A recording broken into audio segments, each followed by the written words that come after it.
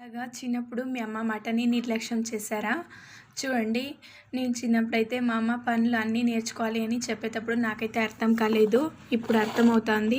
మేము బెంగుళూరులో ఉంటాం కాబట్టి ఈ రేషన్ బియ్యాన్ని దోసకు మాత్రమే ఎక్కువగా వాడుతూ ఉంటాము. ఊర్లో ఉన్నట్లయితే ఇవే రోజు రైస్ వండుకొని తింటాం.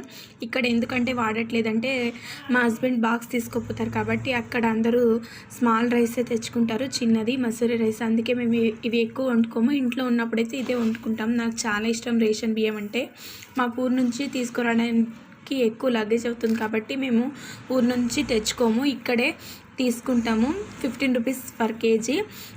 ఇద్దండి ఇలా నల్ల పురుగులు, మళ్ళీ చిన్న చిన్న వైట్ పురుగులు ఉన్నాయి. వీటిని అన్నిటినీ క్లీన్ చేయాలి. నాకైతే ఇప్పుడు అర్థమవుతుంది, ఇవి చెరిగినా పోవట్లేదు.